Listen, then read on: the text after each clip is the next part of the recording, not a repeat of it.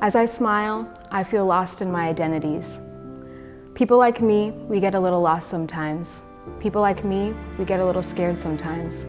People like me, trapped between the closing walls of two worlds, we get a little suffocated. It can get hard to breathe, but we find some sense of relief when we get to choose just one. But choosing only temporarily answers the question of who we are. Choosing isn't so simple. My choice can immediately be torn down by those around me.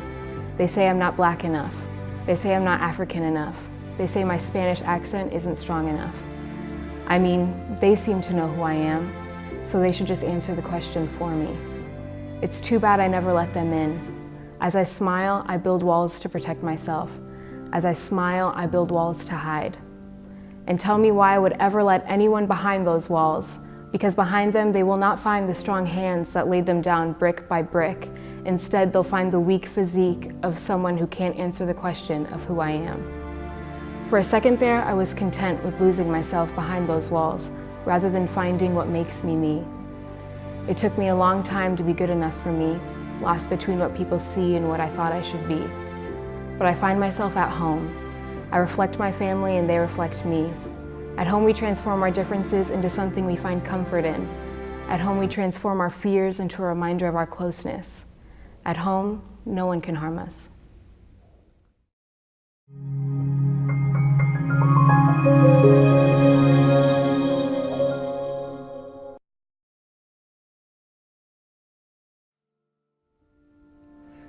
As I smile, I am dealing with depression.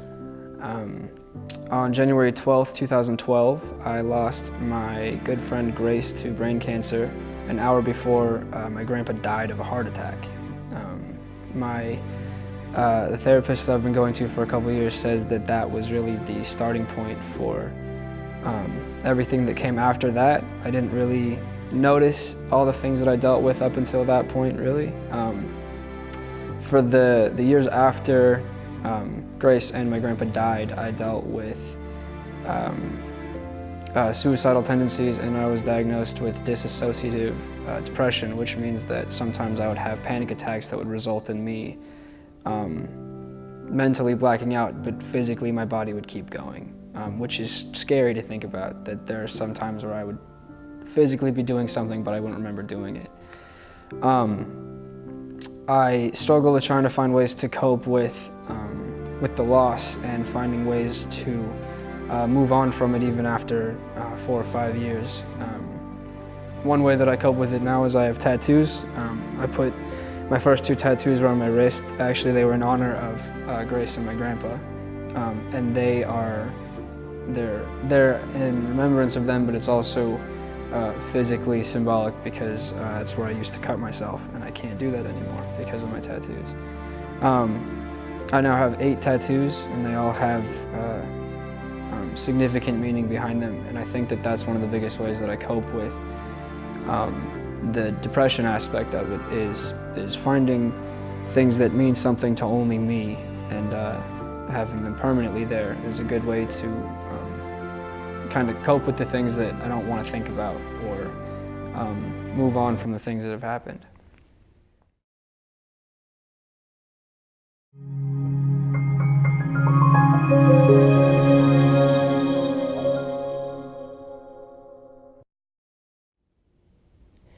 So as I smile, I have been dealing with severe anxiety and depressive disorders, and I have also been dealing with binge eating disorder. That attempt was when I was 13 years old. I was at a dance competition, and I was in the hotel room by myself, and I remember looking over the balcony, and it was like a crap part of the city where the balcony was cement, like the rooftop to the kitchen, like that went to the restaurant and the hotel was cement. And my immediate thought was, if I jumped right now, no one would hear me, no one would find me until it was too late.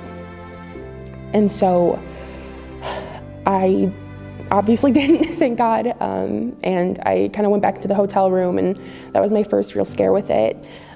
Fast forwarding to college, like really, really bad thoughts started taking over. Like every waking moment was like how could I end my life? Like, if I could just jump in front of that bus really quick.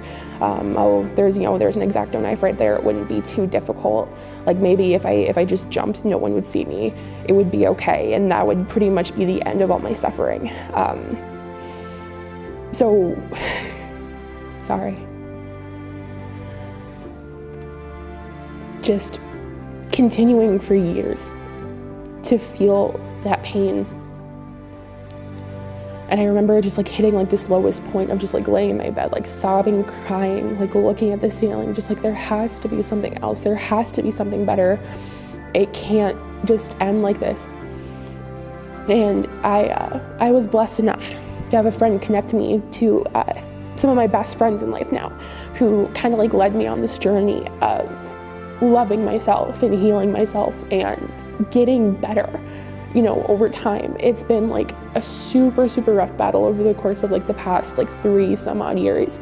And along the way, I wound up developing binge eating disorder. Basically, what it is, it's you basically eat beyond your capacity to try to numb your emotions. And then with my particular case, everyone reacts to it differently. But with my case, in order to compensate for the amount of food I ate, I would stop eating for days. And I would basically just like skirt around the questions like, oh, like, why aren't you having lunch? Like, oh, I already ate, it's fine. Or, you know, like lying to my husband and telling him that, you know, it was fine, I ate at school, it's okay. And, you know, everyone figured it out. Not everyone, because, you know, obviously I hid it really well, but my husband and my friends, my 2 best friends, they figured it out really fast. And, you know, it's crazy and awesome at the same time that I even like went through that to begin with. But now I can happily say that I have overcome those disorders, and really it's attributed to God. And it might be a controversial answer, but it's true. I really found solace in my faith and letting God lead me through my garbage. It has been a transformative and amazing experience, and I have never felt more at peace. And I didn't want to share this at first, but my hope is by sharing it that people can find hope in it and they can find joy in it. And by ever what means you get over it, that there is a way out and that it'll be okay, and you don't have to just deal with it and suffer with it. You can fight through it and overcome it, and, you know, be just completely at peace with yourself and love yourself and just enjoy all of the awesome and beautiful things that life has to give you. So.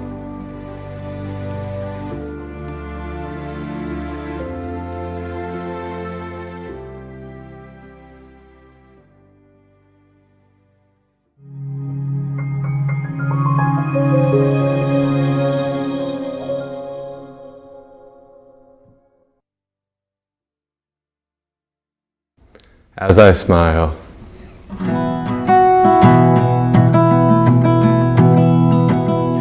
you've been picking up the pieces of the jar in which you kept your shattered heart. Somehow all of your defenses never seem to keep those arrows off their mark.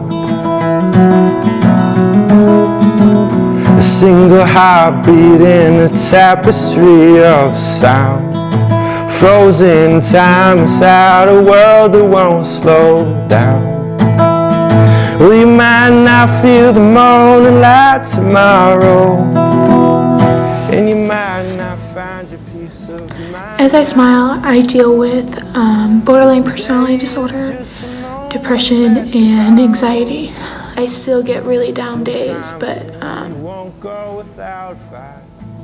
keep moving forward and keep finding the little things in life to make me happy, and I try to appreciate all my friends and all my family, and I try to appreciate everything that's around me just to keep going.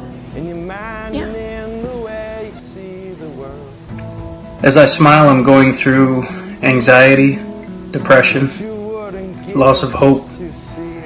Over the last 7 years, I've lost 7 of the most important people in my life, starting with my daughter in 2012. She was 4.5 when she passed away.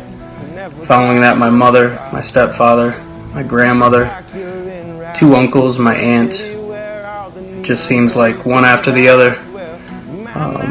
Aside from that, just everyday struggles and the anxieties of just trying to make ends meet. As I smile, I'm living with an autonomic nervous system disorder called POTS. It's a chronic illness, so that means that there is no cure and it won't go away. I can just manage the symptoms. My quality of life is like someone who is living with congestive heart failure. This experience has been difficult at times because I look perfectly healthy on the outside, but I'm actually really sick. So it can be confusing for people. This has allowed me to grow in my faith and my relationship with God. I recognize that my strength comes from Him. It also has allowed me to be okay with being dependent upon others at times, and it also has just strengthened me as a person and who I am. Your thoughts are just liars. 'Cause in the end, nobody wins by giving in. Yeah, you were born to be a fighter. Well, you might not find your peace of mind tonight. Promise me you won't go without a fight. Yeah, you might not find your peace of mind tonight. Promise me you won't go without a fight.